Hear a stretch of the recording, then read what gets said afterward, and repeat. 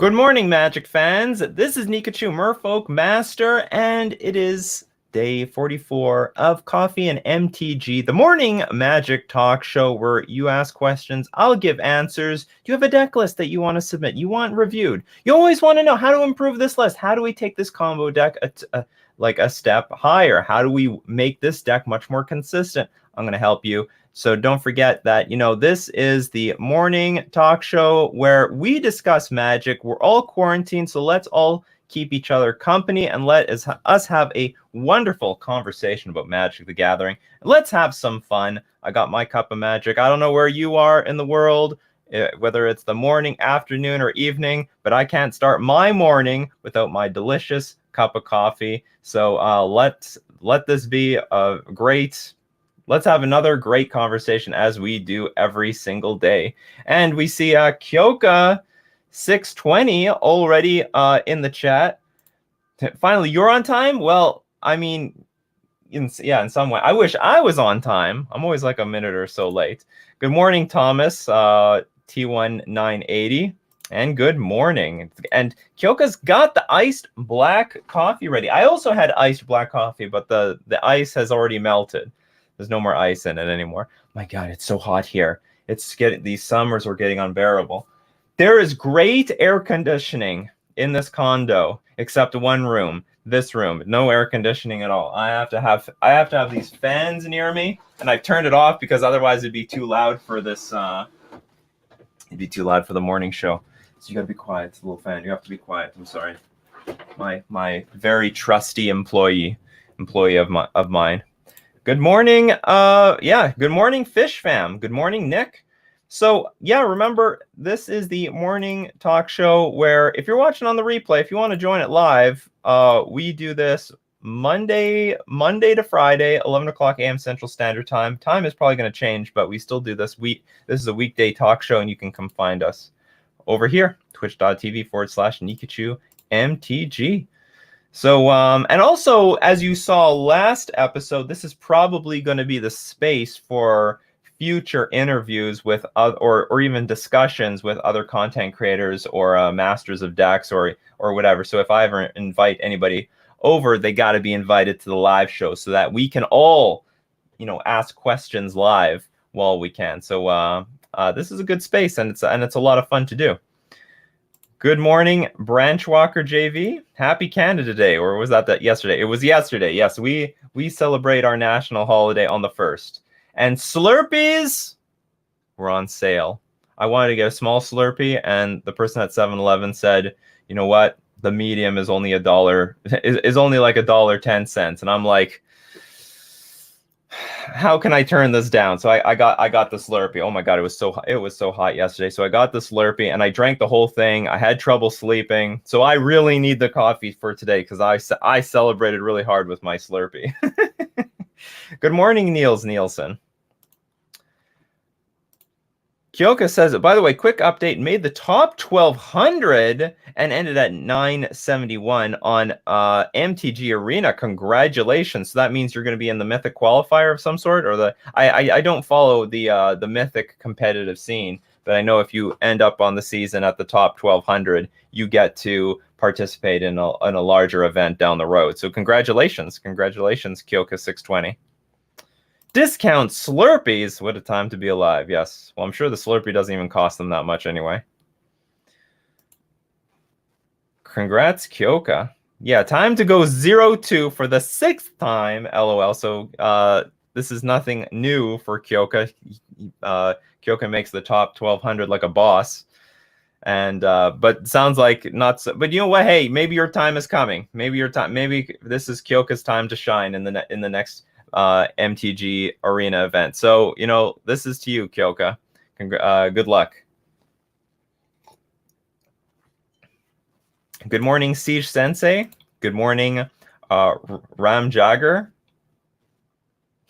That was the longest 1 minute I've ever seen. Well, yes. I give this notification. I'm going to be live in 1 minute as I publish to social media, all other social medias that I'm going to be available. Can we just give Lord Magicus a good verbal kicking for saying on Twitter to me that Oracle was a design mistake? You talking about Thassa's Oracle? I mean, Thassa's Oracle is a weird card. It's like, how do I put it? It's like, yeah, they just put like this win condition on a body. But the crappy thing is we can't even utilize it very well. Well, at least not in Modern, not yet. Not yet. Raise 727, Merfolk Champion of the Parish or Merfolk Munitions Expert? Champion of the Parish, 100%, not even close. And I'll tell you why. Like, first off, Munitions Expert needs a good density of creatures on the battlefield to make any use out of it, whereas Merfolk Champion of the Parish actually like just guns for your opponent's face and tries to kill them. But like Munitions Expert actually might be very difficult and really clunky in a Merfolk deck. Not to mention, we can get exhausted out of resources really quickly. So this Merfolk Munitions Expert might end up just dealing, I don't know. I'm assuming it kills the thing. I'm not sure.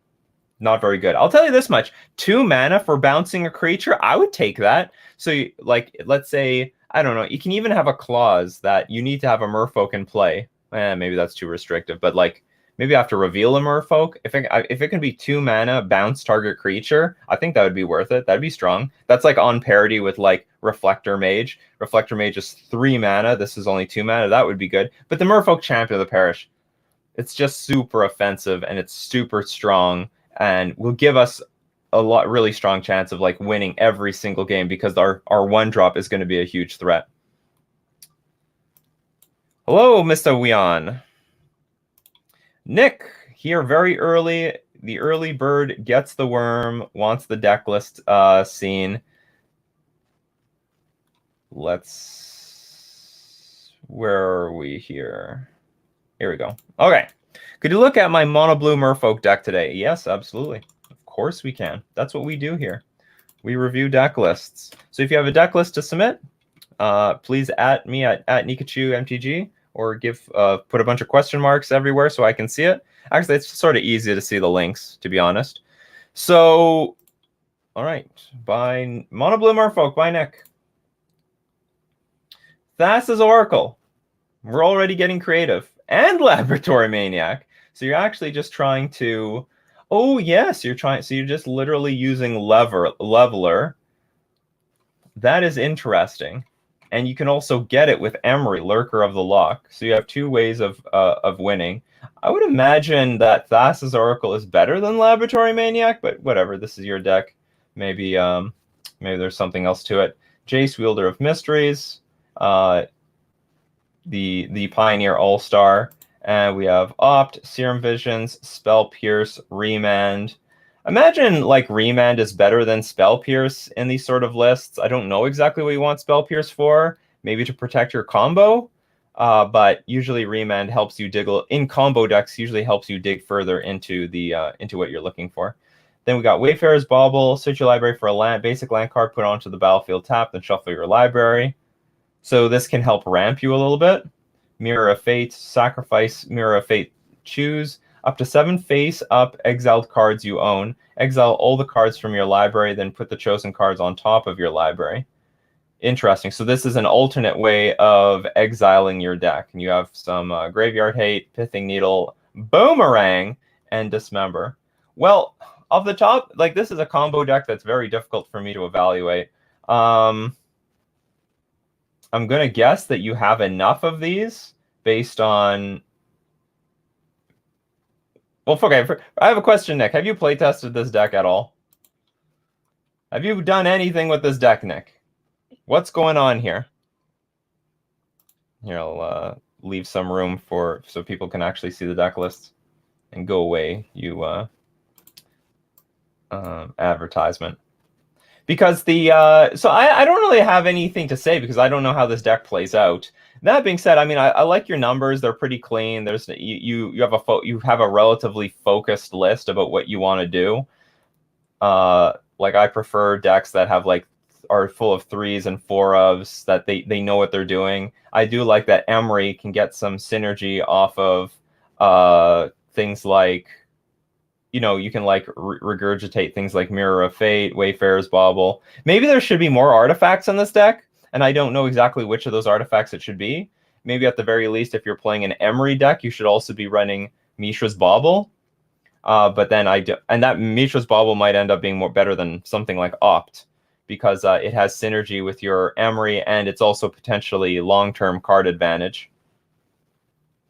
I've played one F&M, and I won one game and lost 4 matches. Okay, so that means we need a lot of help.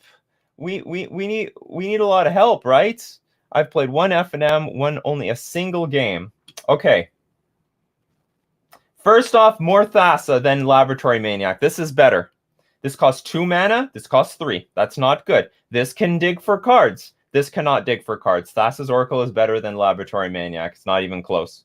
So we're going to start with that. And also, I think it synergizes better with things like Leveler. Like, if you have Leveler, you remove your library from the game, but you still need to draw a card here. Whereas if you have Leveler and then play Thassa's Oracle, you just win. What else can we say? So Jace is fine.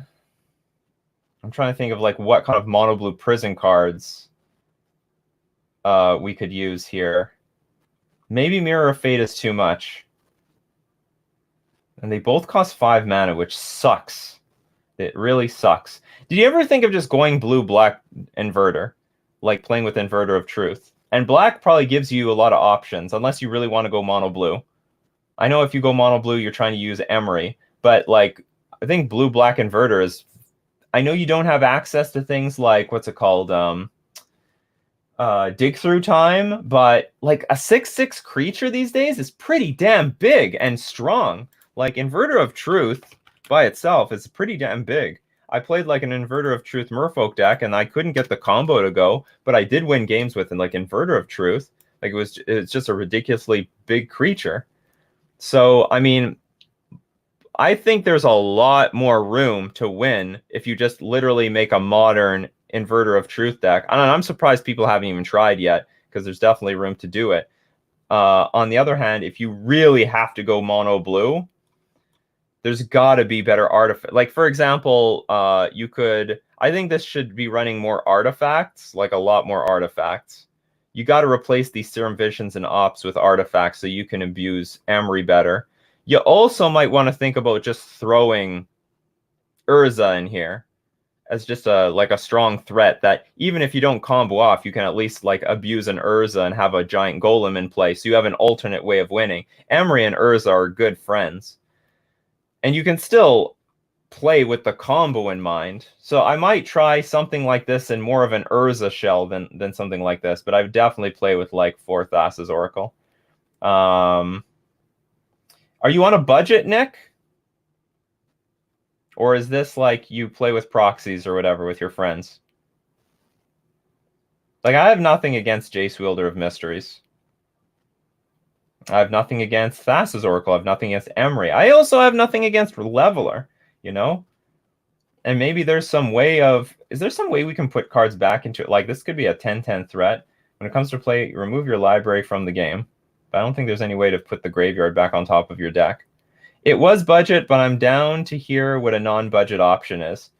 I mean, I would put an Urza. I would put some Urzas in. I would make... Okay, we have to make it more artifact-centric. Instead of these cards, we need artifacts so that we can use Emery. Otherwise, Emery is like a 3-mana creature that dumps mostly other cards into the graveyard. Maybe Leveler, maybe Mirror of Fate. Wayfarer's Bauble is fine, but I think you should definitely have Mishra's Bauble in here. But I'm guessing that's because of price. Okay, so let's quickly think, how do we make a budget version out of this? So maybe just go all... You need more of your combo pieces, Thassa's Oracle. You need impulse effects, too. You need to have cards that dig for these cards. What could that be? Leveler is a creature, too. Like, there's that... What's that? There's that... What is it called? Not Hibernation. Is it Hibernation? No. Incubation. Incubation's a blue card. Look at the top 5 cards of your library. You may reveal a creature card from among them and put it into your hand. Put the rest on the bottom of your library in a random order. That can help dig for your Thassa's Oracle, for your Laboratory Maniac, for your Emery, for your Leveler. So that might help. I don't know how many of the creatures you need to make it work, but it would be better than, say, Opt or Serum Visions, because these don't dig that deep. These actually are very shallow. They can find Jace, Wielder of Mysteries, but they can't find any of the other win conditions. And then you need... Because you don't need Jace. You just need one of these, and then exile your deck. The exiling the deck part is hard. I understand that. It's 5 mana. It's really clunky. Yeah, it's really clunky. Don't know what I can do about that. But anyway, I hope that was valuable. And good luck. Maybe you can win a match somewhere in the future. Good luck. Maybe you can win a match. All right. So but thanks for showing the deck list. It's very interesting, how many ideas people have, waiting in the weeds, that like come out on this show. I think it's very interesting. We see a lot of creativity, and that's something that's definitely missing at the competitive scene. There's not much creativity. The good players, they just want to refine decks that are already good. They don't want to put in the work or take the chance on things that have never come to existence before. Good morning, Shock Onion. Good morning, JP2490. Good morning, Cinzia. I also hope that they print a good Merfolk in Zendikar Rising. There is a lot of Merfolk planes. A lot of planes with Merfolk on them. But not a lot of good Merfolk on those planes. What can I say? I've got to go back to Dominaria. The good Merfolk there. Oh, there's good Merfolk. Is Lord of Atlantis from Dominaria? Like, is that the original plane? I don't know what the original plane is. I don't follow the story at all. But if it does exist, then we know where the good Merfolk are. Good morning, Fish Fam. Good morning, JZ Tech Guy. So I think Mr. Wian has a list to share, although no questions attached to it. Can I get your thoughts on my deck for green-white Eldrazi Blatant Taxes? Changes possibly. I like the idea of green-white because white has the best... I think Displacer itself is like a really good card. Okay, Noble Hierarch. Excellent start. Leonin Arbiter. Great. Stoneforge Mystic. Another 3 of. Thalia. Okay. Blade Splicer. Eldrazi Displacer. Eternal Witness. Flicker Wisp. Thought Knot Seer. 4 Path to Exile. So far I like it. We got 4 Ether Vial. Batterskull. Sword of Fire and Ice. Sword of Feast and Famine. 22 lands. 1 being a Blast Zone. 4 Brushland. 4 Eldrazi Temple. A forest for Ghost Quarter of Plains, Razorverge Thicket, and Temple Garden.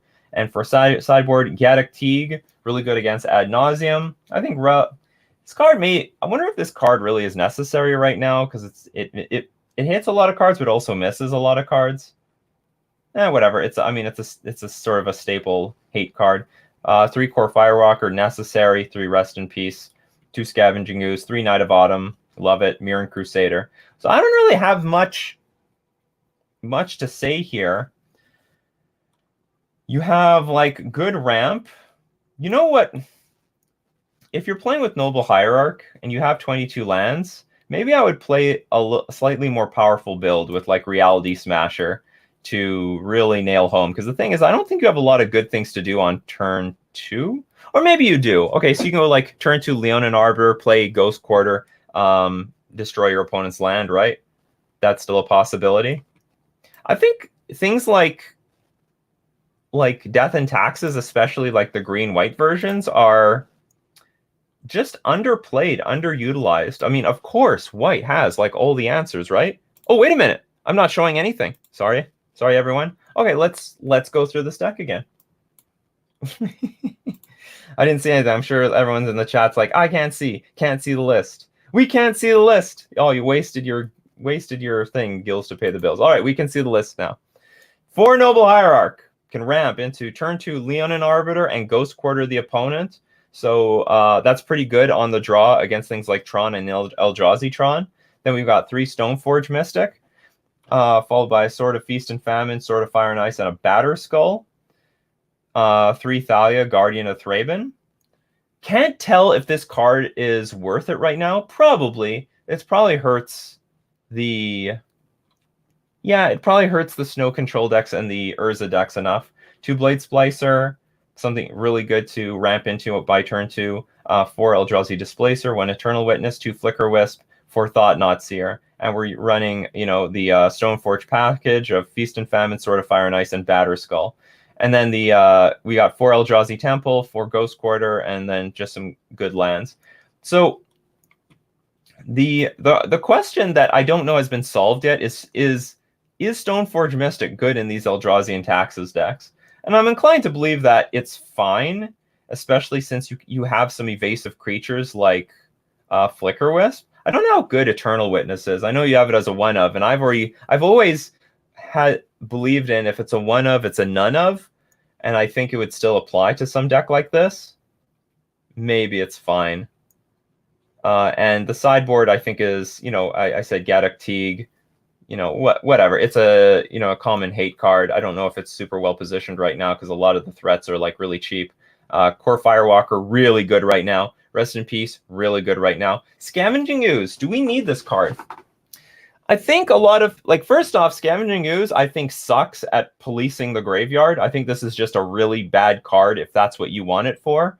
But if it's just like some incidental graveyard hate, maybe keep the control deck off of reaching a certain density to cast Uro, or exile Amishra's Bauble from the graveyard so that Emery from the Urza decks cannot utilize it and it's still being a threat, then I think that's good.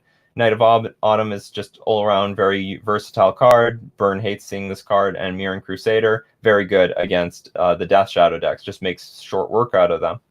So first off, I think the deck is clean. The deck is really clean. The only thing that stands out to me is this one of Eternal Witness. Aside from that, I think this deck looks great. So what is going to come down to is, does the deck perform great? And I would pay very close attention to Stoneforge Mystic, because you don't have a lot of way of clearing the way for Batter Skull. You do have at least a flyer with Flicker Wisp, but you don't have many. Now, if you have a ton of mana, you can use Blade Splicer. If you have a ton of mana, you can use Eldrazi Displacer to tap down all your opponent's stuff, so you can get in with that Batter Skull. So that it would just come down to does this deck have enough to get through the opponent? Because that's all it's going to come down to. If this is not performing well, I'd replace this with Reality Smasher, and you would have a really good early game and a really strong top end to just destroy your opponents. Because you got the ramp spells. I mean, you have anything between Ether Vial, but you also have I think Noble Hierarch and Eldrazi Temple is enough ramp to justify playing a few Reality Smashers in the deck, if not maybe a lot more. But Coolest, thanks for sharing.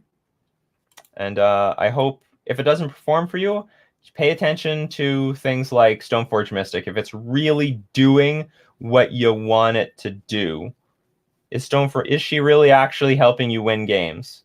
Because that's the problem with a lot of these. I know Stoneforge Mystic uses Death and Taxes and Legacy uses Stoneforge Mystic. And uses it relatively well, but I don't know if it's going to be working well in this list. So good thing to just keep an eye on. Zadarus says, Nikachu, can you please review this Goblin Rogue Tribal deck list I've been working on? Sure. Where's Josie in the chat? Josie would love to see a Rogue deck list. Is it literally Rogue Tribal?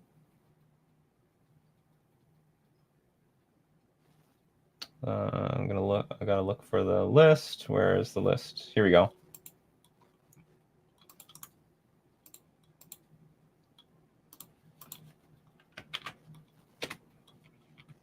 All right. Goblin Rogues, Changeling Outcast. So this is anything. This is a rogue. This is a bird. This is a wizard. But it's also a goblin. Okay, so can't block, and can't be blocked. So you're just going all aggro. Okay, Goblin Guide, very strong turn 1 play. Traditionally has not really seen play in the in the Goblin decks. Tin Street Dodger, another 1/1 haste, can't be blocked by this turn except by creature with defender. So I'm guessing this is like really low to the ground. Conspicuous Snoop, Munitions Expert. So this is not, is this really a rogue archetype? Or like a rogue tribal? This is a rogue. So Robber of the Rich, but it's a human. Whenever Robber of the Rich attacks, if defending player has more cards in hand than you, exile the top card of their library. During any time you attack with a rogue, you may cast that card, and you may spend mana as though it were mana of any color to cast. Auntie's Snitch. Can't block. It seems like these rogues aren't good at blocking. That's the thing.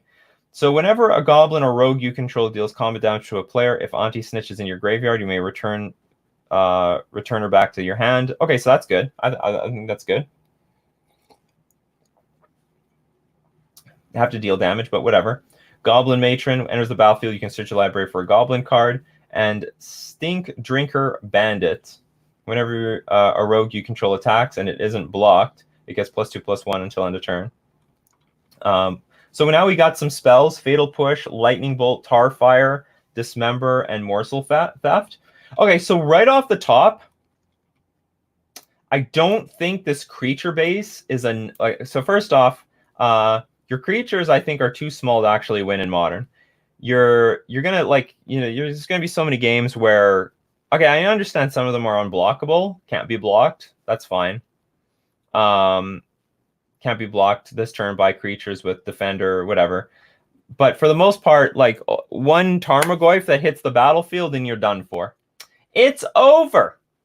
So we need something else. We need more stuff. Like, I don't know if this helps you. How much black do you have in this deck? You have some. Okay, you have this Changeling Outcast. How to deal more damage. Okay, so one way you can deal more damage is with the 8-whack plan, with Goblin Bushwhacker and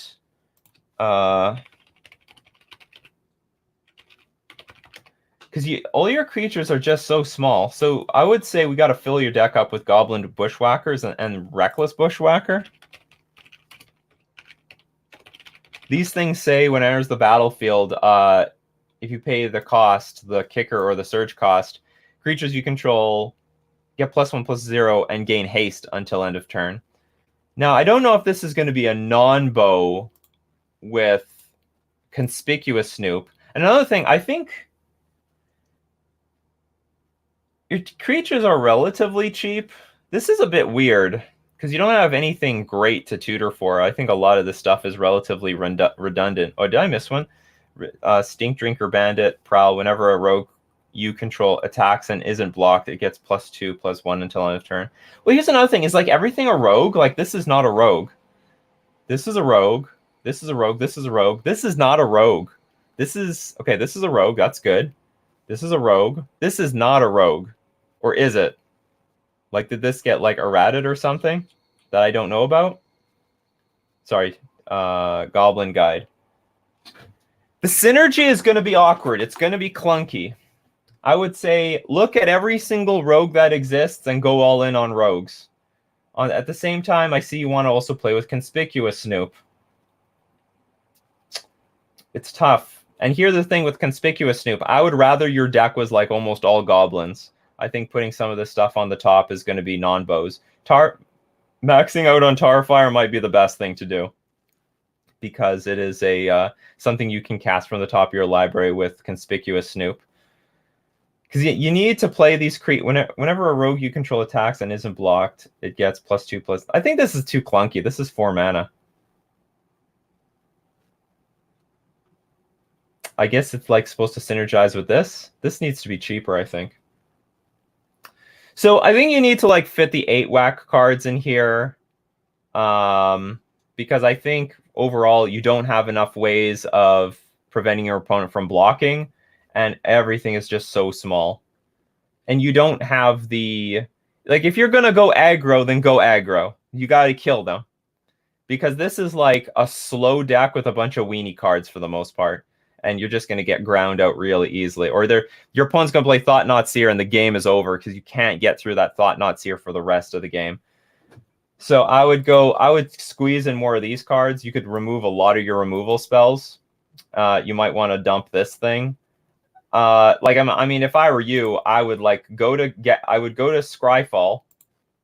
Let's go to the main page. I go advanced search. Maybe you've done this. Let's look up creature. I would say CMC equal to less than 4. Because I don't want this deck to be okay, let's start with 4, and then later I would look at exclusively 4. Okay, where is the... Yeah, words. We want rogue.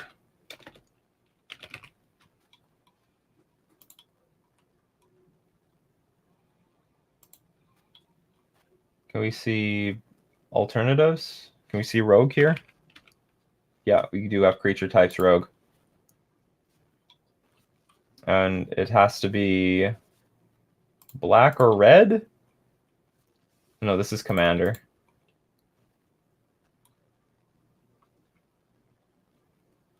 Legal, modern. What do we got here? I'm just curious. I did this wrong.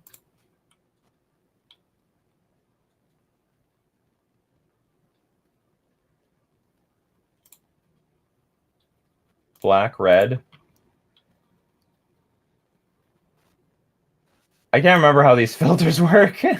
No cards found. I screwed this up. But anyway, the point is, you need to take a good direction. I think that the direction you have right now, it's just going to get completely shut off, like by just some very large threat in front of you. So you either have to be faster, or you need to go wide or something like that, or get on the ground really fast. The curve is pretty clunky.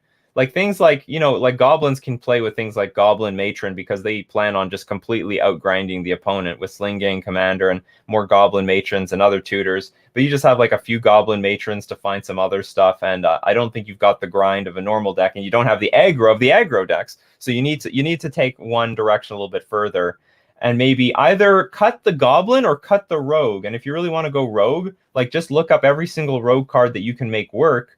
Maybe you can go more than 2 colors, but as is, I can see that you need to take a stand in one of the directions, because I think one of them is that you're either too slow you're too small as a mid-range deck, or you're not slow enough, so you're not fast enough as an aggro deck.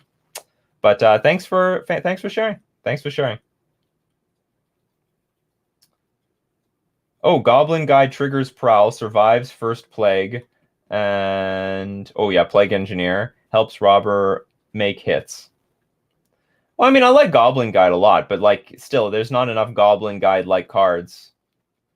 So hold on, you asked a few questions. I usually Prowl it. Would Aether Vial be good in this deck or not necessary?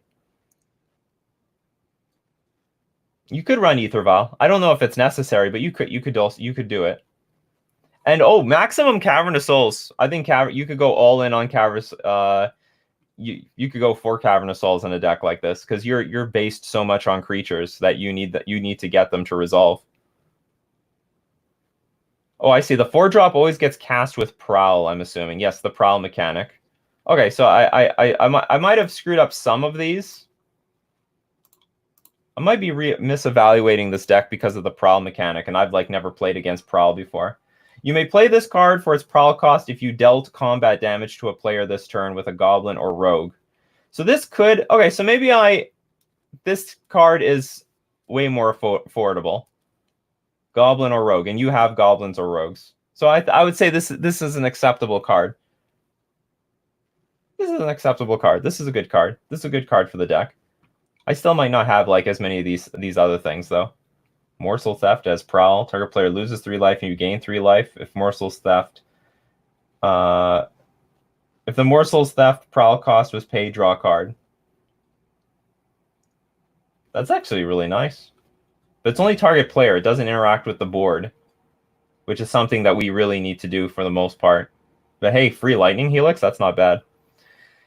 Okay, well, maybe before we leave this deck, Zadarus, what are you losing to? What are you losing to with a deck like this? I want to keep Stink Drinker because I prowl him out often. All goblins trigger prowl cost for goblin rogues. Everything except Morsel Theft in my deck. So like, what are the problems you face with this deck? Because I don't think it's gonna grind very well against like removal. Like a normal goblin deck can grind really well. Well, combo is like relatively easy to beat. I mean, you've got some of this stuff. You got Thoughtseize, you got Collective Brutality. Although, like I said, having the aggro plan will help against that. The problem is always this. So you have some stuff. You have and I understand there's some cards you don't want to run. Boil is pretty good. I like Fairy Rogues more than Goblin Rogues, but they want to go Goblin. And there's like. And Conspicuous Snoop is a decent like reason to go goblins because you can just like start playing all this stuff off the top of your library, which is why like if your deck was more threat dense, like let's say it was like closer to 40, like let's say it was 35 goblins, or because the thing is you can't cast everything off the top of your deck. You can't cast this, or can you?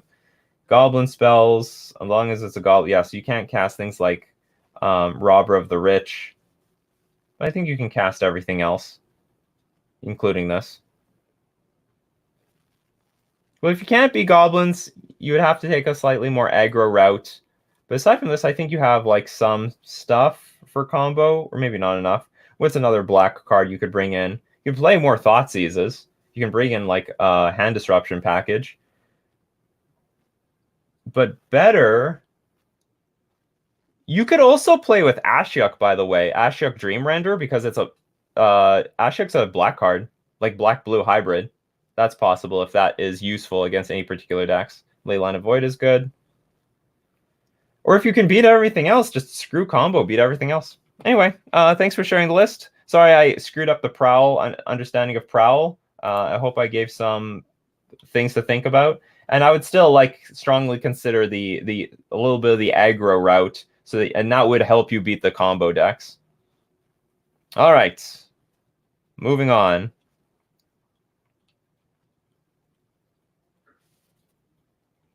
All right, so Ray727 says, been testing out various Stormwell shells, so this has been working out the best. Any suggestions for improvement? Hope I'm not too far.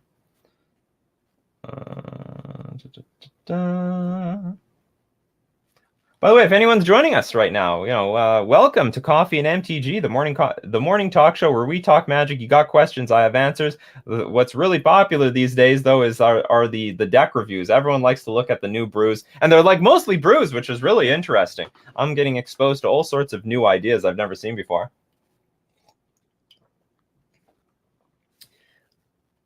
Oh, but before we get too further, Gills to pay the bills. Good morning. Good morning, Casual GC. All right, so where's your deck list?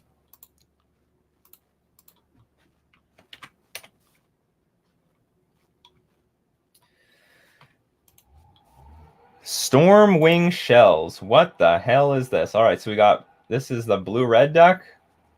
Okay, Burst Lightning, Gut Shot, Lightning Bolt, 2-op, Manamorpho, Searing Blaze. It's a bit odd looking, but sure. Serum Vision, Sleight of Hand, Light Up the Stage. Oh, it looks like a Delver deck. So we've got Delver of Secrets, Monastery Swiftspear, Stormwing Entity, and Bedlam Reveler. I would rather play with... I don't know what I'm cutting. Maybe the Stormwing Entity.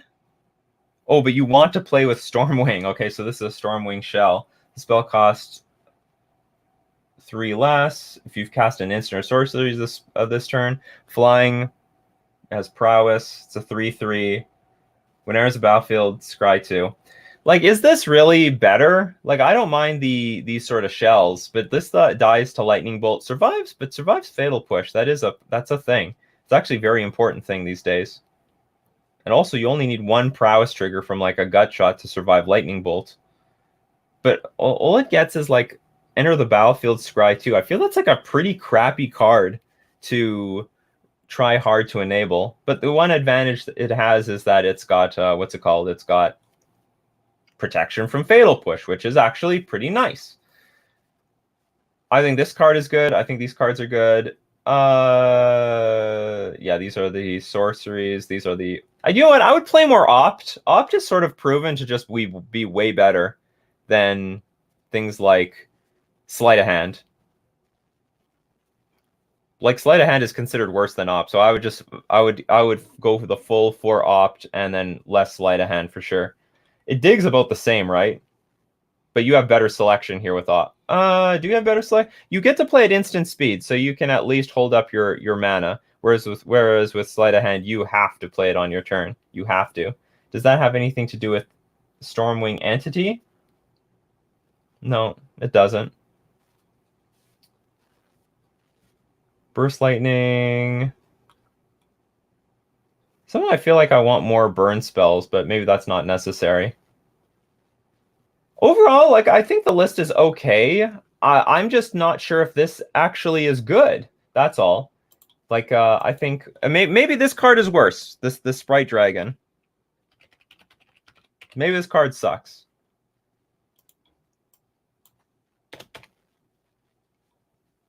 It's the two mana 1/1. Whenever you cast a non-creature spell, it gets bigger. I like this card a lot because this is the card that snowballs in a type of deck like this, where you've got so many of these cards, so many, and this still is pretty clunky. Like it costs 3 mana if you cast an instant or sorcery spell this turn, so you need at least So if you have Gut Shot, you can pay it for 3, but that's a lot. That is a lot of mana. I might be more interested in seeing what a deck looks like this, but the only advantage to Stormwing Entity is that you do get protection from Fatal Push, that's for sure. You get protection from Fatal Push. Just trying to see if there's any comments by Rays. Don't see anything. But aside from that, I think the deck is actually pretty solid. Like Ceremonious Rejection, might want to have more Abrades because you are so weak to Chalice of the Void. Because your deck is just so many 1-drops for the most part. Ether Gust is fine. Dragon's Claw is great for both sides because you can nail your opponent. You can gain life from your own spells. Torpor Orb is great. Young Pyromancer is great. Ashok Dreamrender is great. So it really, I know you're trying to make this card work. I think for the most part, the shell is good. Just play with more Ops, less Sleight of Hand. And I'm not 100% sold on like Searing. I don't know what the right configure of these cards are. Like maybe instead of the last Sleight of Hand, you throw in a Burst Lightning or a Gut Shot or something like that.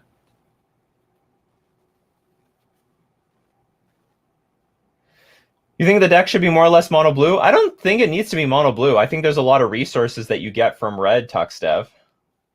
I mean, look, this is like mostly a red deck for the most part, and you get really good cards in the sideboard, like Abrade and what's it called? You get both sides of the Dragon's Claw because it's like whenever a player casts a red spell, you gain 1 life. So anyway, I mean, I don't mind it going red. Is Searing Blaze difficult to get online? Probably not. These are mostly blue-red cards. So anyway, thanks for sharing the list. And good luck with the... I would just keep a close eye on your win condition and see if it's actually better than Sprite Dragon. Because you can get Sprite Dragon out on turn 2 and then start going to town. But it dies to Fatal Push. I'll admit that. It dies to Fatal Push. Sweet. But anyway, cool list. Yeah, it's like we haven't seen like a Delver-like deck in a long time. Like basically Death Shadow displaced a lot of Delver decks, but I don't think that has to be the case. I think Delver most definitely can still have a place in Modern, but someone has to work on it. Maybe cards like Light Up the Stage can help compensate for the the deck in a lot of ways. So, and maybe this deck could run that Incinerator. I don't know if it would really work, but whatever.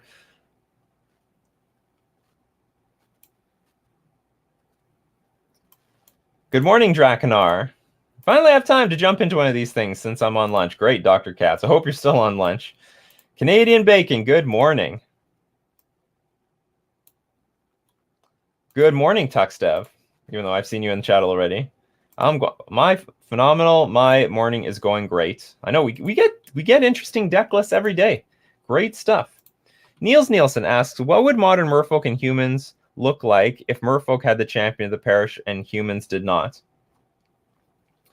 I think merfolk would definitely be like a deck that did a little bit better than usual than what it does right now. Maybe the spots would be reversed. There probably would still be a humans deck, but it would be on the fringe side. Champion of the Parish makes just way too big of a deal. It's way too big of a deal. It creates turn 4 kills and puts the opponent on the back foot by so much. It forces the opponent to take greedier lines that might backfire. It tells the opponent, hey, you got like 3 more turns to live or you're going to die to this thing. It forces the opponent to stop their game plan to interact with the champion of the parish. And if merfolk had that, I think the win rates might be reversed. We don't have the same stuff as humans does. Like humans was very strong for multiple different reasons. It was like a pretty good death and taxes like deck. But I think the champion of the parish would definitely give us a huge boost in win rate by at least like 1% of the metagame.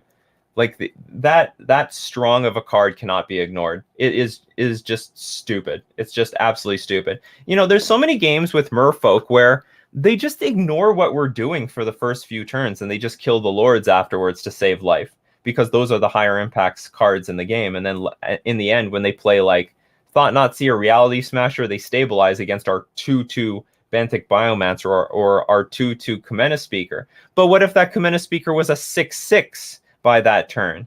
Then the tables have completely turned. It's a completely different story, and it's not so clear that they should be killing our lords and not killing our champion of the parish in the beginning. So I think the roles would be reversed. Elberto,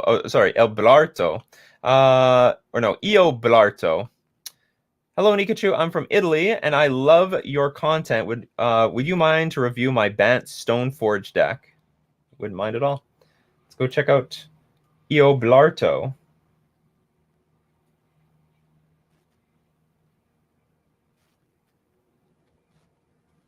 Just got to find it in the Twitch chat. Found it. We're online.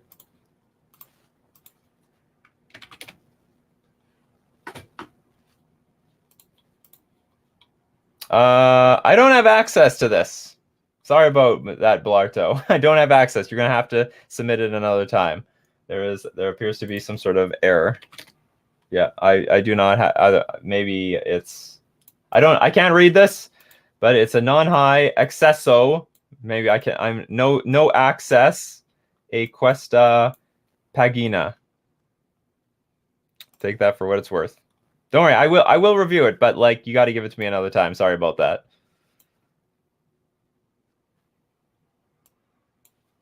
Dr. Katz, I was wondering if you could take a look at my Modern Blue-White Spirits list. I would love to see your Modern Blue-White Spirits list. This is going to be fun.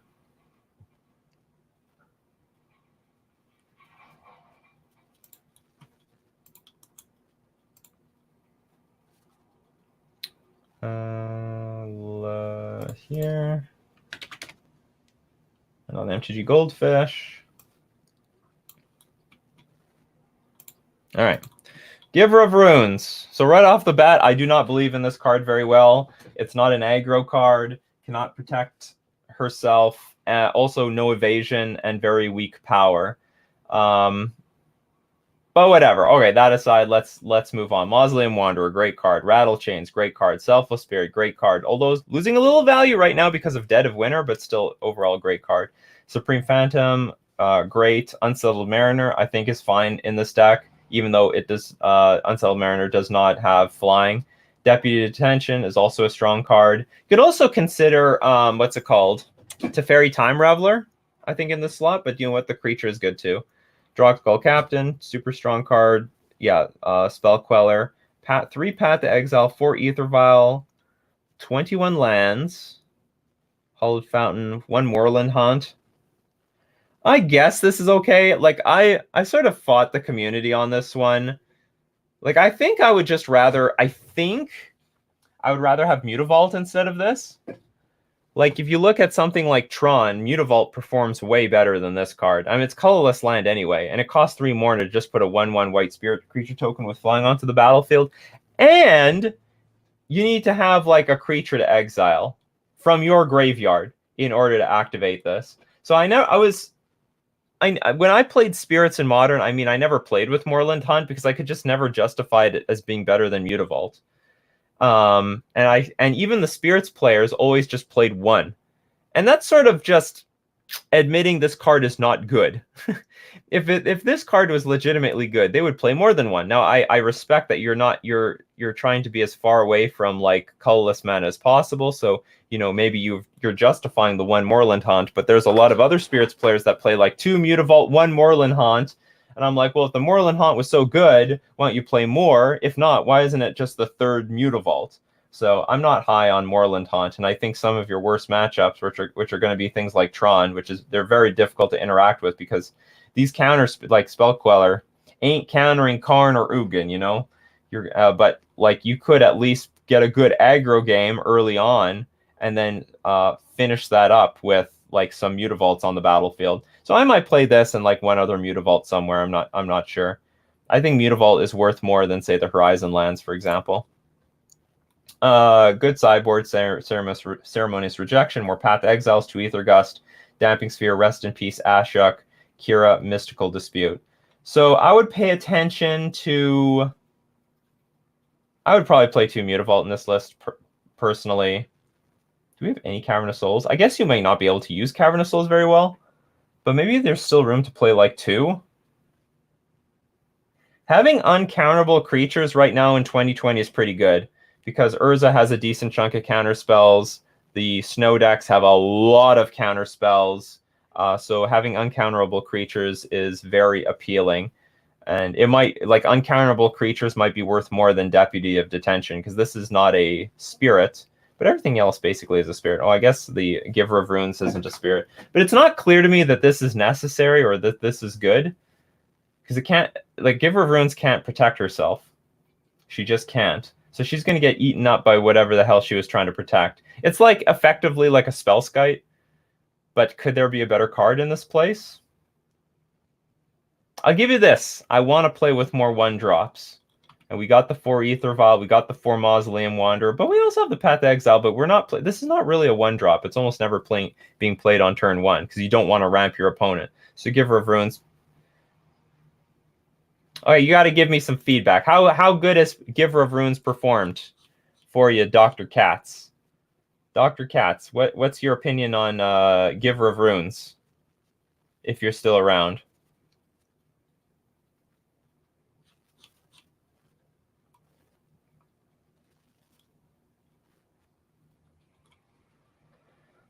Roadkill 2104. What about Moorland Haunt versus Jund and other mid-range strategies? But the thing is, I still think Mutavault is better. Like, overall. Like, this is very mana-intensive. I think this card is very mana-intensive. I like that it's a flying creature. It gives you a flying creature, but it's still a really crappy body. Costing 3 mana is just not where I want to be. Not where I want to be with this card. So, like... I actually think there's a lot of room for Blue-White Spirits to have a presence in Modern, like a lot. I think Blue-White Spirits is very underplayed because it's missing like a Nikachu to like refine the deck to put it over the top. I might lean on Unsettled Mariner more than I would lean on Giver of Runes. So, and what I'd put in? Not necessarily another Selfless Spirit. I honestly might put in that other 3-mana flash creature, the, what's it called? That's a 2/1, taps a creature down, or whenever you put a creature onto the battlefield, you can tap something down. I think that's pretty strong. The Nebelgast Herald. I mean, I think this is Modern playable. As a 2-of or something. Whenever Nebelgast Herald or another spirit enters the battlefield under your control, tap target creature an opponent controls. This is going to tap a lot of people out. It's going to tap tons of people out. Like, you're going to tempo them out with this card. In my opinion. Do we have like a really good way of beating the what's it called? Do we have a way of beating goblins? I guess what's it called? Unsettled Mariner helps a little bit if you get targeted, so you can counter it. So that does help. So that's even more reason to be running the Mariner. And maybe you can get away with, like, I don't know, damping Matrix in here, because you don't. Oh no, you do. No, we actually run some activated abilities like Selfless Spirit and Mausoleum Wander, so we can't do that. Okay, that's fine. That's fair. That's fine. Anyway, neat list. I think Spirits is like, this is a deck in Modern. This is totally a Modern deck. I think it's got a lot of good stuff going for it. Just underplayed. Just not. There's no one consistently playing it and getting the results with it. So, and it definitely deserves more. So thanks for the deck submission. Thanks for the deck submission, Dr. Katz. Dr. Katz gave some information. Giver/Mariner is supposed to help against Burn/Ponza. But does it? I think you should lean on Mariner more and Rattle Change and just play slower. And Giver can help to avoid Death Touch on Quaddle. Quaddle is a problem. Quaddle is a problem. Deputy is a catch-all. That's my idea anyways. Let me know your thoughts. Okay, thank you. I should have, well, you should give this to me with the initial post. But how to deal with Quaddle. Okay. But like, my problem with this is it still commits like more, it's not a powerful creature, and it just commits more stuff to the board to like run into Supreme Verdict. And you do have Spell Queller, but it's difficult to, it still might not matter. You can Spell Queller it and they'll like Path to Exile your Spell Queller even after you've tapped your Giver of Runes. I might be undervaluing Giver of Runes here because I've never played with the card. I might be undervaluing it. You know what? A 1-mana creature that draws out a removal spell on turn 1 or turn 2 might be worth a lot more than I'm giving it credit for. And we have Selfless Spirit as well anyway. So I might be grossly undervaluing Giver of Runes, but you're not playing Cavern of Souls, probably also because of Giver of Runes, and that's a big. That is also a really big concession for an archetype like this. So anyway, I don't know the exact correct build, but I would sort of weigh the things. If Giver of Runes does what it does, great. If you start losing to counter spells and Giver of Runes is just a liability, it's not really doing anything, and you really need to get through damage, then dump Giver of Runes, get the Nebelgest Heralds, and put the Cavern of Souls in the deck. And more Mutavaults or something. All right, Art Tyler says, can you take a look at my budget? Ooh, we got a budget list. All right, so it's always interesting looking at decks on a budget, because the budget decks, you're not allowed to recommend expensive cards, basically. Hate Bears 2 by Mez Shopem. Oh, Judge's Familiar. I love this card. I've had a lot of good days with Judge's Familiar. Thraben Inspector. Leonin Arbor, Thalia, Guardian of Thraben. Tithe Taker. Love it. During your turn, spells your opponents control, your opponents cast cost 1 more to cast, and abilities your opponents activate cost 1 more to activate unless they're mana abilities. So like if they want to do anything, it's got to be basically on their turn, and they have to tap out for it.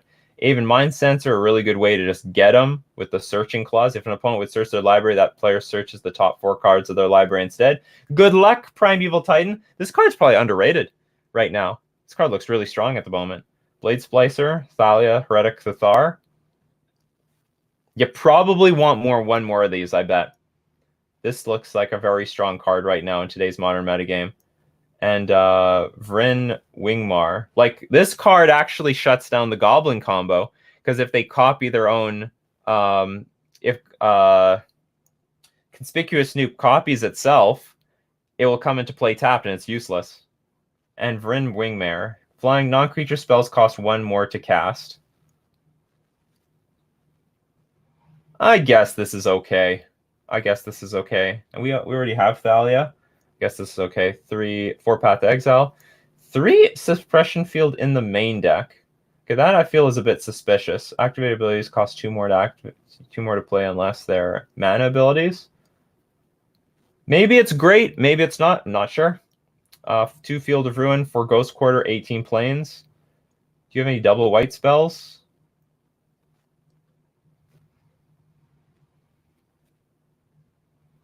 You can be more greedy with your mana base, I think.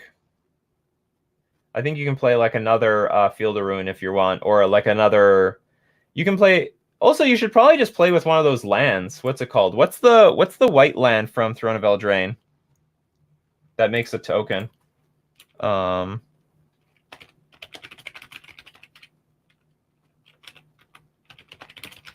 of Eldraine, white land, Castle Ardenvale. Oh, is this expensive? Maybe you're not playing it because it's expensive. What does this thing cost? Castle Ardenvale. TCG player.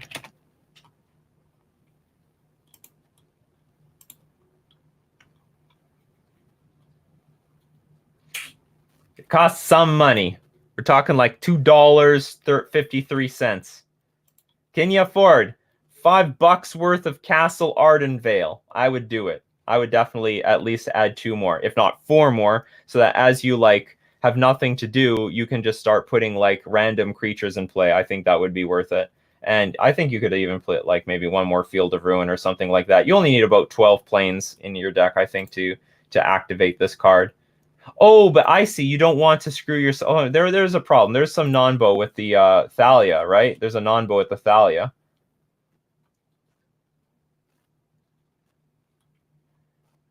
But maybe it's not that big of a non-bow if you just put 2 of them in. Whoops, where am I going? So it's a bit of a non-bow with Thalia, but you still at about...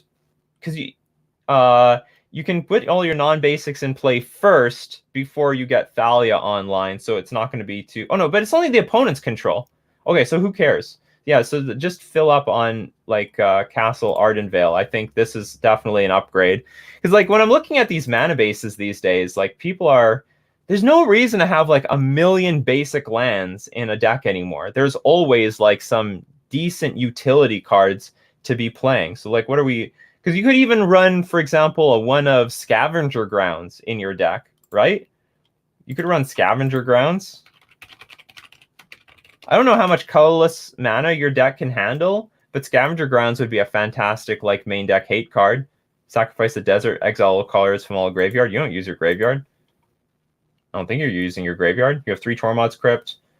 Burn Torn, Forge Tender is great. 3 Damping Spear, Spirit of the Labyrinth is fine. Maybe play another Stony Silence, but you know what? You're like doing pretty good on the prison effect. You know what? You don't even have. I don't think you have enough graveyard hate. So if you don't have graveyard hate, or you don't have enough, but what you can play like probably like Soul Guide Lantern. That's like a pretty cheap graveyard hate card, or you can add more lands, like.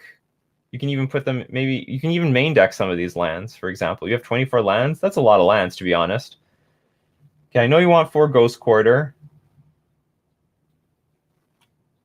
I don't know. What the hell is Spirit of the Labyrinth for? I guess it's for like it's a good card overall, and but it can easily get killed by the, what's it called? Ice Fan Quaddle. It's for the snow decks for sure. Shower Lobster. How is Suppression Field a non-bow? Activated abilities cost 2 more to play unless they're mana abilities. What, just with Judge's Familiar? Oh, also the Investigate? What else? I think that's it. Oh, with Castle? Yeah, but it's still like free. You know, I think the Castle is still like, it's a free effect, and even if you had to pay 2 mana in the end, it would still be worth it. I mean, technically, you have to also pay mana to like cast Ghost Quarter and Field of Ruin. So this would be one of my cuts if it doesn't work, but maybe it does. I mean, it looks like really good against Walking Ballista, for example. I think this is a real cool budget deck. I like it. I like the budget deck for the most part. Just would upgrade the mana base. Maybe I might lean on one more Thalia. I think this card is really good. And it also helps beat goblins. Because goblins then everything comes into play tapped. They have no blockers. You can keep attacking them. And that's all I would have to say about it. And what else? Aven Mind Sensor looks also really well positioned. I really like this card. I don't know if non-creature spells cost 1 more to cast. I guess this is fine. This sort of looks like something that should be in the sideboard than in the main deck. And I like you have good evasion. Anyway, cool deck. I don't really have much to say about it. I think it's a really cool deck. I would play something like this. So if you're all enjoying the conversation, don't forget to give a like on the video, or whatever. I don't know how you show support on Twitch. I guess you just talk in the comment section. Hello, Willie Hall. I know you've been here for a while. Good morning, Dexter Johnson. Hope everyone's still here. These were published 15 minutes into the stream. That's how far behind I am.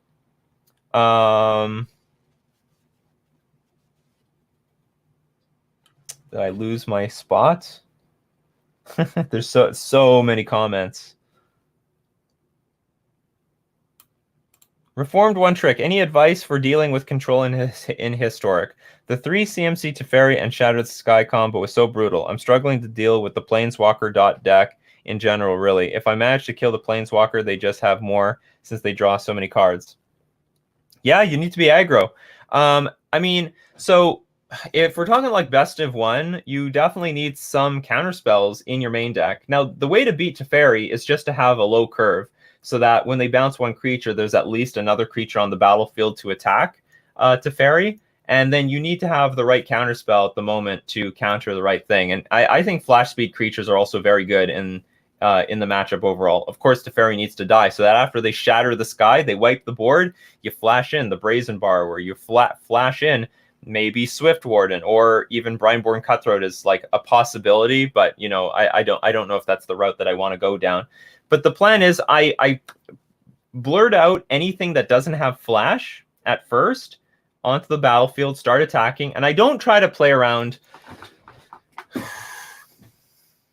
I do want to force them to have it in some ways, because you realize in these control matchups, if the games go too long, you're in trouble. You eventually lose. So I do try to force them to have it, but I maximize my backup plan. So I keep all the flash creatures in my hand, all the Merfolk Tricksters, all the Brazen Borrowers, all the counterspells, and then if I have a counterspell for if I know I have a counterspell, I will dump my hand. I will put as much pressure on the battlefield as possible, even throwing the flash creatures there, so that when they shatter the sky, I counter it and I win. If I don't have the counterspell, I'll still blurt as much as I can on the battlefield, but after they wipe the board, I play the flash creatures after that. If I don't have flash creatures or counterspells, go for it. You cannot play around anything. Just play as if they don't have one and just go for the kill. Yeah, that's basically it. That's how I would approach the matchup. Mr. Wion says, how long will it take for Wizards of the Coast to ban Astrolabe in Modern? I believe Modern is a powerful format with answers like Blood Moon and Chalice, and a card like Astrolabe sidestepping Blood Moon is too easy for decks to play with. We need the synergy. Okay, we need Astrolabe decks to move to 4-color, 5-color decks to make it prove that it's being really abused. Right now, I think at 2-color and 3-color decks, it's not there yet. And we know I think it's going to be a problem in the long run, but in the short run right now, it's still a fine, fair card. In my opinion, Modern is fine. It's a playable, fair format. There's nothing really wrong with it. Another thing that would make maybe Astrolabe get out of control is if snow control decks genuinely dominate the metagame. And right now, it's a very expensive deck, so I don't think enough people are playing it. It could be... It's a very underplayed deck, in my opinion. So when it does become too high percentage of a metagame, that's when they could axe it. If there are 4 to 5 color decks abusing it, that's when they could axe it. Or if there's a deck that can blink it too many times, or maybe there's a deck that Emery brings it back from the graveyard, sacrifices the Astrolabe, bring it back from the graveyard. It's any deck that can recycle the Astrolabe a lot might also put it on the chopping block, but it could take a long time. It could take a long time. It could be 2 years from now. This could be a while. Like, look how long Mox Opal was in the format. Like, Mox Opal was in Modern for a very long time, much longer than it should have. And yeah, it could be 2 or 3 years from now. They're gonna force us to use Astrolabe for a little while, but like it definitely has ban potential. There's a lot of people who say, you know, oh, Astrolabe can't get banned, but those are the same people who said Mox Opal couldn't be banned and Faithless Looting couldn't be banned and all those other cards couldn't be banned. Anything can get banned. Anything, absolutely anything. Okay, so let's look at this one. Modern Elves, MTG Goldfish. I hope I still have the link available by TFXD.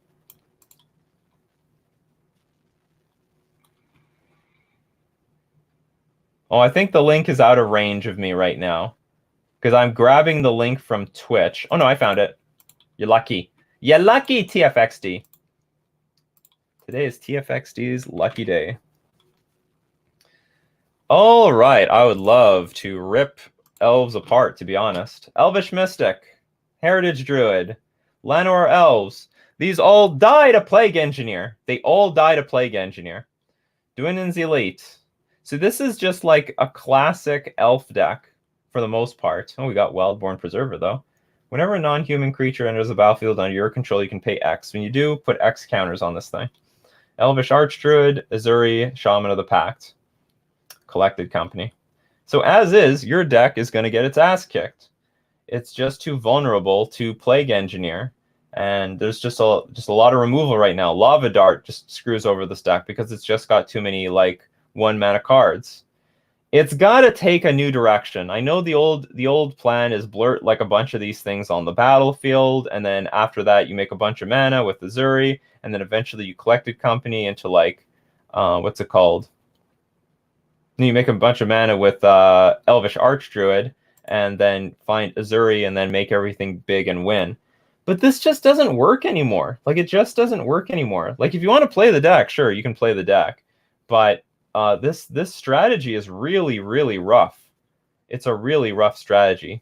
3 Grafdigger's Cage, that sort of, like, screws with you, doesn't it? So that's a non-bow. Nature's Claim is good. Assassin's Trophy is great. Weather the Storm is fine. It's probably fine. Court of Calling is good. Shouldn't this be in the main deck? And Elvish Champion. So if you're running Elvish Champion, like the way I look at it is like elves, like I would just have this in the main deck. And it'd be good too. There's like a lot of decks with forests right now. Like look at Bant Control. Bant Control runs a forest. Can't block my stuff with Icefang Quaddle so long as there's an Elvish Champion in my deck.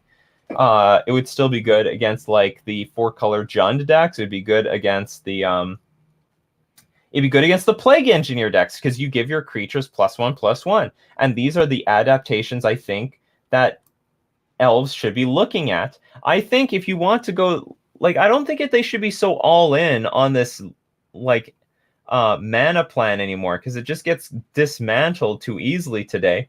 And I think it should take a different route. I think it should take a different direction. I think, like, for example, this card in the main deck, I think is fine. And it turns all your random crap creatures into at least, you know, some respectable grizzly bear that you can attack with and try to win the game with. Because as is, like, you know, as we see, elves don't really, they have no presence. And they have no presence. I don't know all the reasons. I can't imagine it's just Plague Engineer. And I know it can grind through removal relatively well because of things like Collected Company. And of course, yeah, like where's you could use Veil of Summer in here. Yeah, so, well, the thing is, I don't think Elves is a bad deck, but the combo version here does not work. Like, I don't mind Dwinen's Elite. You control another elf, create a 1/1 green elf warrior token. There's a lot of cards in here I like. I like Elvish Clancaller. I like Elvish Visionary. I liked Wildborn Preserver. I like Elvish Archdruid. I like Azuri. I like Shaman of the Pact. I think this is a great card. And maybe there is some way to like abuse this even better because this is reach, for crying out loud. This is reach. So if you can, but it requires a large density of elves on the battlefield. Where's the Nettle Sentinel? It's probably getting replaced by Wildborn Preserver, but still, I wouldn't even play that card. So I'm not in love with all the mana dorks. And I don't think it's super necessary. Like, what I'm saying is, it's tough for this deck to exist as of today because of Plague Engineer. That put a really big hurt on this archetype, and it needs to just be tweaked a little bit, just a little bit, to compete, I think, in today's modern metagame. So lands, we have 3 Cavernous Souls. That is probably not fine. You should probably have 4. Guiltleaf Palace is good. Nurturing Peatland. Like, this is also a dual land. I mean, this dual land is better than this dual land, technically. Nurturing Peatland. So if I were to make an adjustment, I would definitely just jam this Elvish Champ. It might look stupid at first, but I think the things like Elvish Champion need to go in the main deck. Although this might add too many 3-drops. So maybe one of these elves are fine. Well, you all know, you all saw my elf deck. Well, I don't know if everyone saw my elf deck, but I played like a Ether Vial elf deck. What would you replace? I would replace one of these things. Maybe Heritage Druid, because this encourages you to tap your elves for mana when you really don't want to be doing that. You want to be attacking with your elves. You want to attack. You want to deal damage, because you don't want to rely on this Archdruid Azuri combo, because that's what they used to do. They okay, we're going to build up to Azuri, and then we're going to kill you. That's going to be difficult to do. It might be good against goblins, to be honest. Like, not all the goblins decks have good removal. I mean, they've got what's it called? So this deck might directly be good against exactly goblins. Because aside from Munitions Expert, Munitions Expert isn't going to slow it down enough.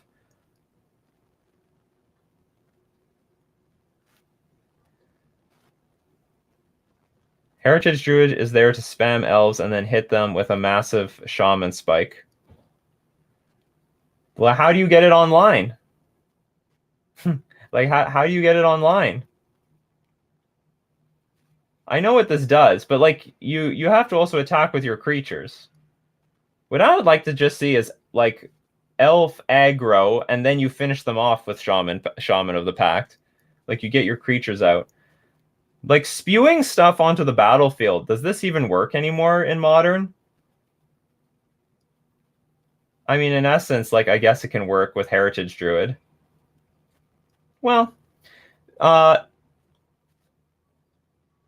would say, oh yeah, what else? There's also, Ren and 6, which also, dismantles a lot of these creatures. Not played by every single deck, though. Well, I'll say this. The deck is constructed properly. It's a strong... the deck is built really, really well. I have nothing against the build of the deck, but I have just something against the positioning of the deck in Modern. And this is we don't see elves anymore. We just don't see elves, period. Elves has no presence in the metagame right now. And I don't really think it has anything to do with the fact that it's not being played very much. I think the old strategy of spewing a bunch of creatures on the battlefield is not as useful as it used to be. Or it's just more difficult to get the swarms going. All fours warm my heart. It does me too. I mean, it absolutely does to me too. And the deck, yeah, I think the deck is built properly. And I actually, well, I will say this much: elves might have a good matchup against goblins. Because if goblins, I think you goldfish better than goblins does. They literally need turn 2. What's it called? They need to go turn 2 Conspicuous Snoop into turn 3. Bogart Harbinger in order to win. Otherwise, if they're playing turn 3 Goblin Matron to Tutor, I think you can race that relatively well. Maybe Elves needs to play Sylvan Messenger. Do you know what else you could use? You could use Plague Engineer in the sideboard. If that was one card, I think you should probably be using Veil of Summer and Plague Engineer somewhere in here. And since Grafdigger's Cage is a bit of a non-bow for you, maybe Tormod's Crypt works better in this list.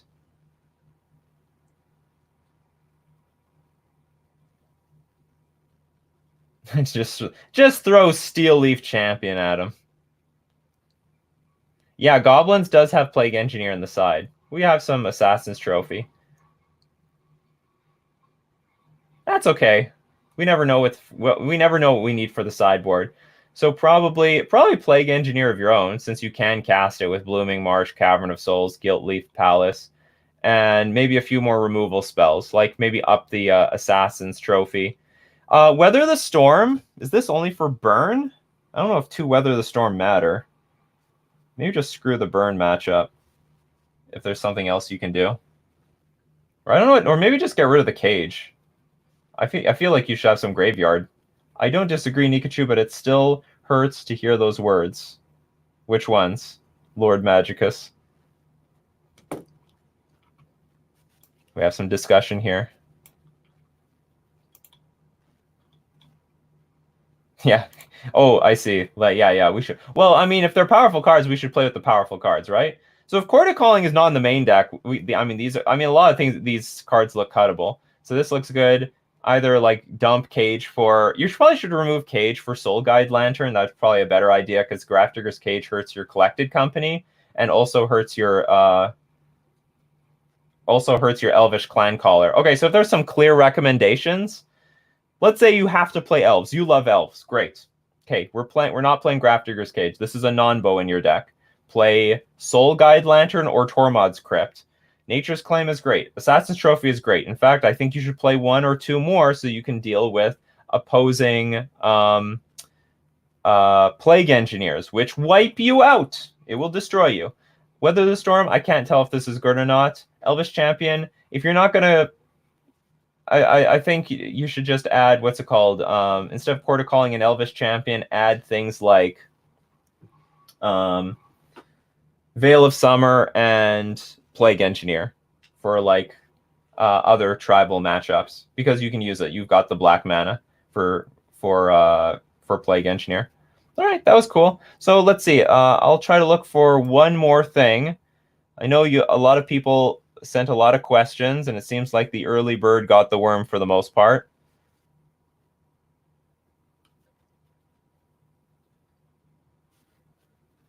Okay, I see something with Kyoma.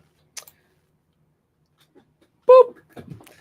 Hey Nikachu, how's it going? I playtested Bantfolk, and Mariner definitely helps a lot against so much stuff. Opponent can't activate Liliana, Ren, Teferi, or discard your stuff, as well as making it so that your Valakut opponents can't wipe your board. The only downside is mana base, but you can always play Weather the Storm and Mariner against Burn, so I think it's fairly well positioned. Anyhow, I'm curious whether you are willing to playtest it at least 1 or 2 times. I think I'm willing to playtest it, but I might go like a more 5-color mana base route and like just put myself in a situation where I can't, anything I play I can't cast, or I have to like I have my removal spells of choice. Well, I might be wrong. Like I would just rather go like the 4-color route in terms of the mana base. Dylan has something to share here. Okay, I'll look at. That'll be the last thing I look at. So the point is the well, I don't know if I'm losing because of maybe. Okay, I'll admit I have been losing to some attrition based decks. Maybe Unsettled Mariner can help me there, but if at the same time Unsettled Mariner, what have I accessed here? At the same time, Unsettled Mariner slows me down against any deck that I need to race. So that's also something I have to consider. And also, it's like sorcery speed, so it's not good against this. I don't think it's good against the snow control decks for the most part. And I think they can accept the tax because they usually have a lot of mana in play. I would say I have to start like losing badly before I start playtesting it. But, you know, I'm doing a lot of streaming. I'm playing like 2 leagues in a day, so that I could be open to playing Mariner in one of those leagues. Okay, so our last thing is from Dylan MTG. Let's go look at Dylan's list. Some Emrakul deck. It all deserves a cup of coffee, a delicious cup of coffee. The hell is this? Emrakul for Canada president. Canadian president. So we've got one Emrakul, a Nahiri. So it's been a while since we've seen Nahiri, and Luca, Coppercoat Outcast. Then we can't see it very well here. Exile target creature you control, then reveal cards from the top of your library until you get the thing. So we have Satyr's Cunning, which puts a satyr onto the battlefield, so you can eventually like go find it with Luca. Here it just says search library, right? Yeah. Broad Birthing. So this is like a polymorph deck, right? Desperate Ritual, Forbidden Friends. Create a 1/1 red dinosaur creature token with haste and a 1/1 white human soldier creature token. Metamorphose. Why Metamorphose? What do you need the mana for? Pyretic Ritual, Thrill of Possibility. As an additional cost to cast the spell, discard a card, draw 2 cards. Indomitable Creativity. Destroy X target artifacts and or creatures for each permanent destroyed this way. Its controller reveals cards on the top of his or her library until an artifact or creature card is revealed and exiles those cards. Those players put the exiled cards onto the battlefield, then shuffles their library. And transmore. Oh, this is the new one. Exile target creature. So we have so many ways of getting this Emrakul in play. Is this the best card we can put in play? Does it get haste?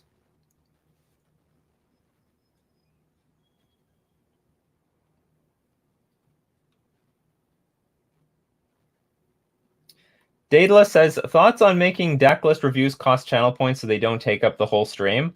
I don't know how to do that on StreamYards. I mean, I guess it would just... You guys don't even know what it looks like on my side. I'm like trying to keep track of like 2 different chats. There's the StreamYards chat, then there's like the Twitch chat. And I know with the StreamYard, with the Twitch chat, you guys can highlight stuff, but I don't end up seeing it on the StreamYards thing. I have to like look for the same comment afterwards. So... I'm trying to think if going all in on this one creature is going to be worth it, or if there's a second creature to play, or if we should have maybe 2 Emrakuls in this deck. Like, what if they get rid of one of them?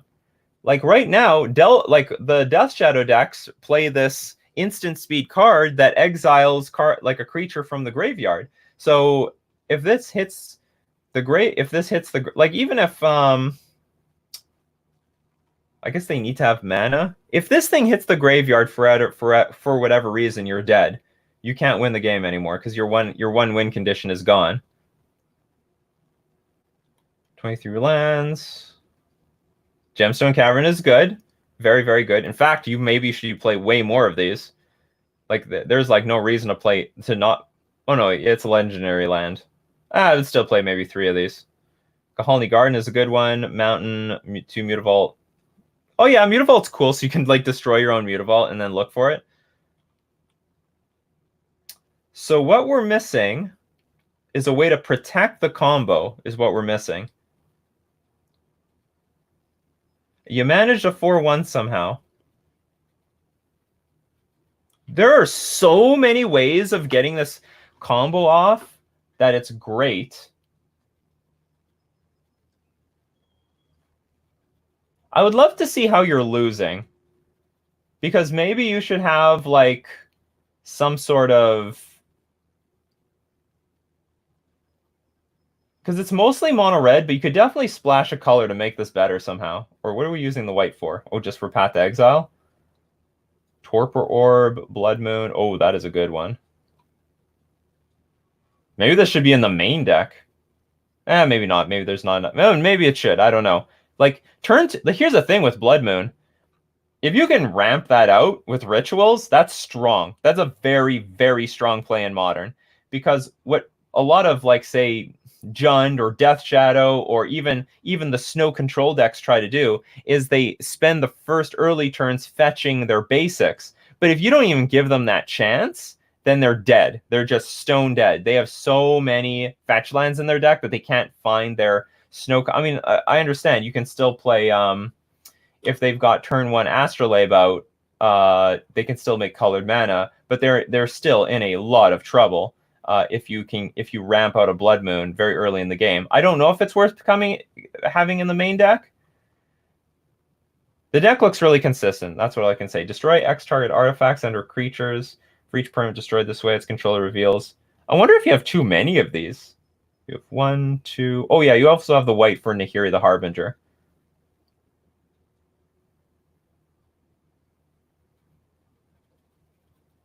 Sad to see a deck list like this can't run Simian Spirit Guide.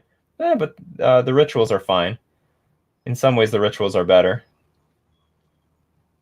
I don't know what the Manamorphose is for. I guess to slightly fix your mana, but maybe this could be something else. Okay, Dylan, what did you lose to? What did you lose to? Or what did you think was a problem with this deck? I hope one Emrakul is fine. Let's look at Breachin. Through the Breach Modern.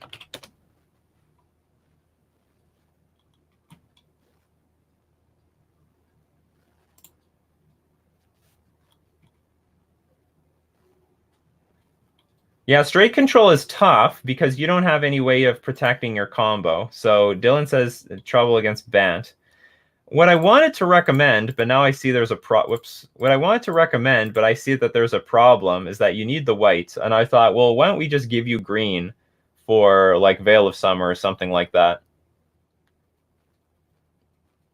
To like counter, because Veil of Summer would do two things. It can protect the creature that you target, and also it protects the card that you're casting. So it does double duty there. But you might need the white for things like Nihiri the Harbinger, and it's just easier to play like a two-color deck, even if you're playing with Blood Moon.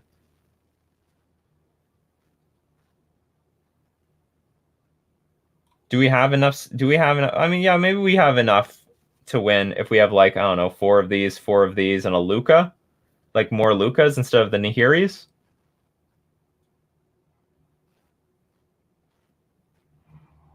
Oh yeah, we're already a little bit in green anyway with the Kahalni Garden. You can play a full four of these. Like turn one Kahalni Garden is great.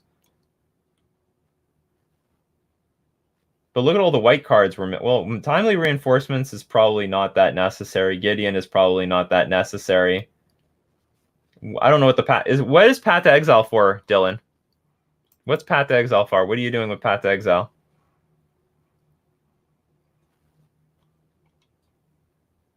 Session, I look at anything. Although this is going to be the last deck list that we look at for today.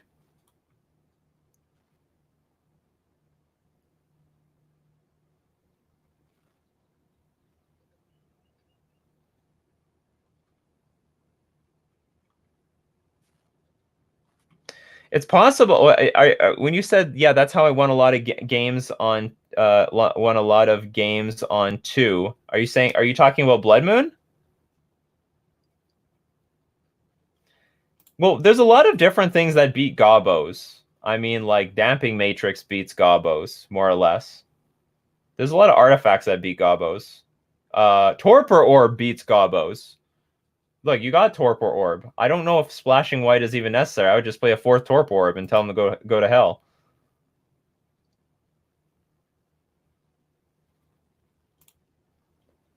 Path hits Uro, but like hopefully your creature resolves and you don't have to worry about it. But the biggest problem is protecting your creature. I would play Veil of Summer. You know, I think that would be a pretty good card against control too. So like even if you get your Emrakul in play, I think you have to pass the turn, right? So you have to pass the turn, and then they could end up bouncing it with like Teferi, because it's an ability, it's not a spell. So you can protect it with Veil of Summer, right? Yeah, Teferi. Teferi is going to always be a problem for a deck like this because you don't have haste with your Emrakul. Emrakul doesn't have haste off of any of these cards. Except for Nahiri. Nahiri gives haste. All right, so Nahiri is the one card that gives haste. This one just puts it on the battlefield. This one just puts it on the battlefield.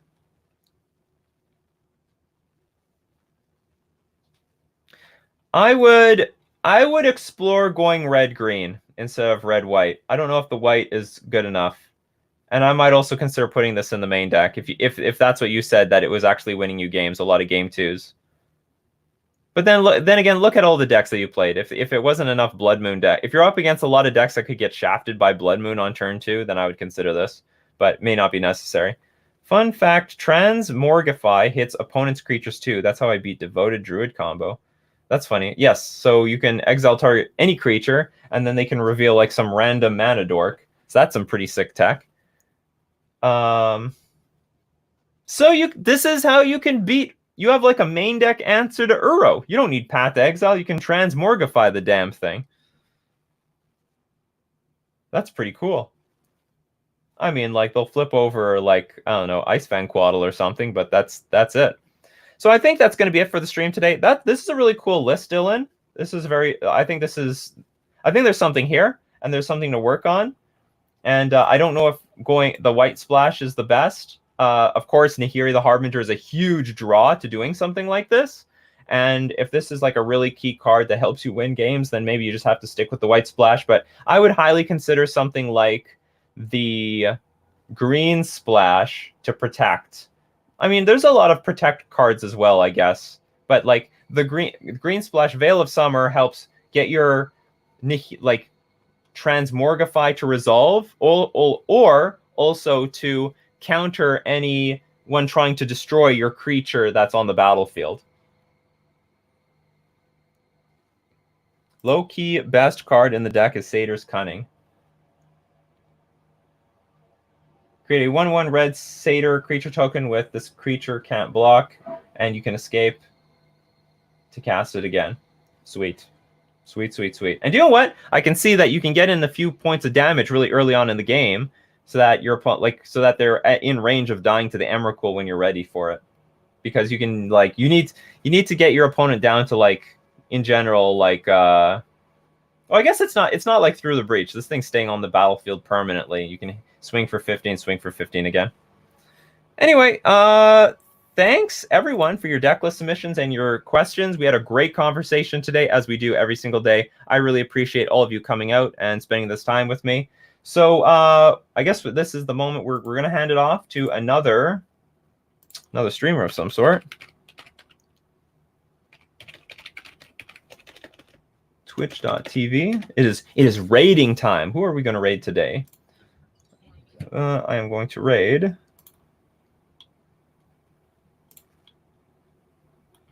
Too bad no one else does what I do. Oh, I forgot to update my feed. Oh, Thomas cheered. Thomas T1980 cheered some bits. 100 bits. Thank you very much, Thomas. Before we go, I got to give the thanks to Thomas. Didn't notice that. Thank you very much for your bits. Thank you very much, Thomas. I really appreciate it. Was there anything else that I missed? Okay, nothing else. Great. Thank you very much, Thomas. I appreciate it. Maybe I hope you're still around to hear my appreciation. So what's going on here? Who are we going to send all of you to?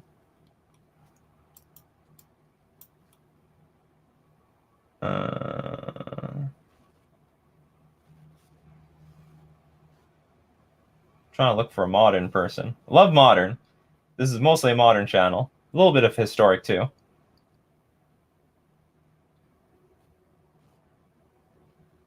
Damn, it's hard.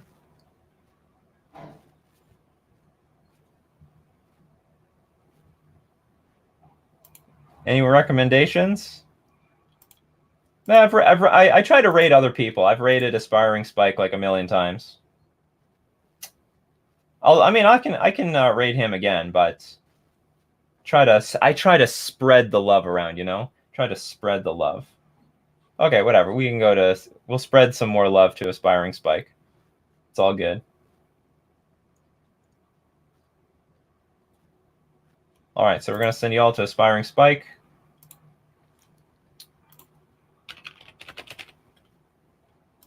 Awesome. So again, as usual, thank you very much for joining me today. We had a great stream. I think we had some great discussions, and also we saw some really cool, innovative, unique new deck lists.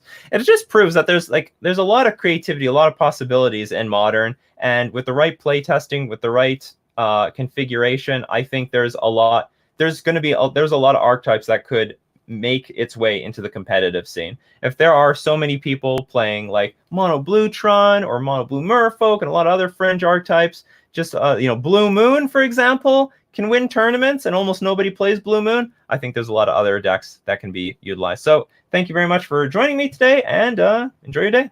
Take care. See you next time.